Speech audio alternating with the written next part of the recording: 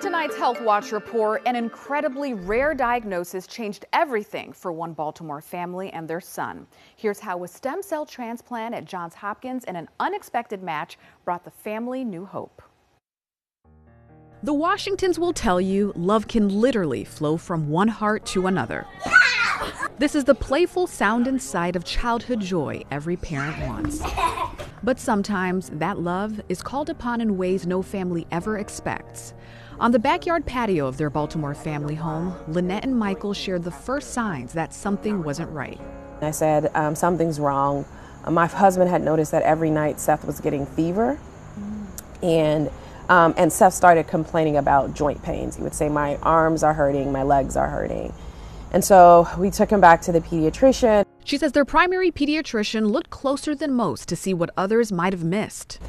And then the next day, I was preparing to drop the children off, and she said, don't take Seth to school, take him to the ER. Lynette's tears tell the story of what happened next. I asked her, I said, could you just tell me why I'm taking him to the ER? And she said, because it looks like he has leukemia.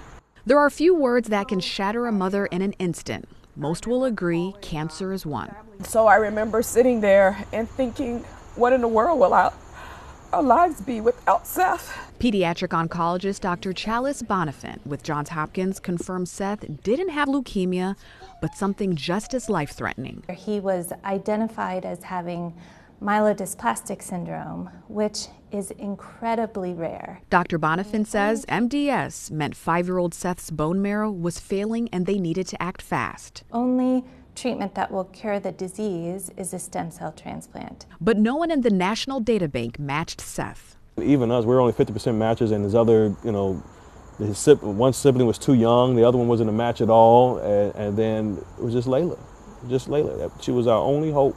That hope was Seth's only sister, then 10-year-old Layla. Oh, this child was a miracle, my daughter, when we found out that she was a 100% match, we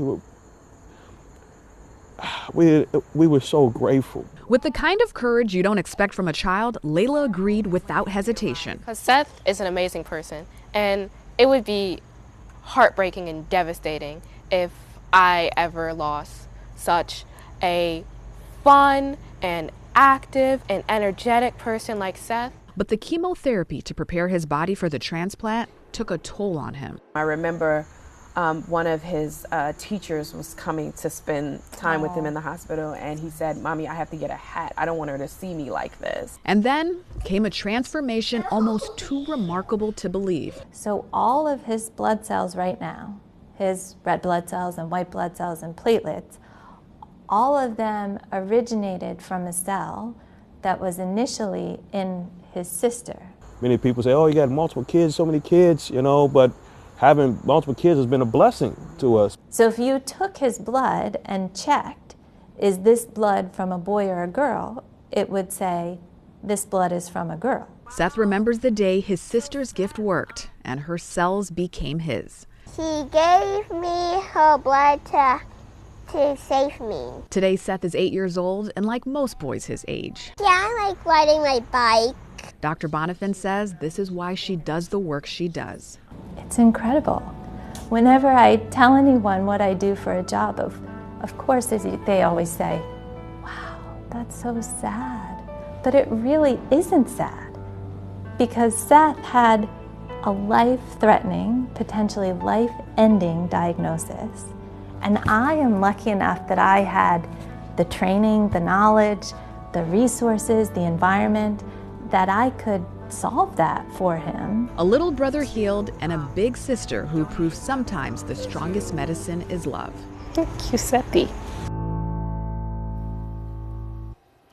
Now, the Washingtons credit their family pediatrician's diligence spotting what others might have missed with getting Seth to Johns Hopkins in time. Today, he is thriving and no longer needs treatment. That was beautiful, Nikki. Thank you. All right.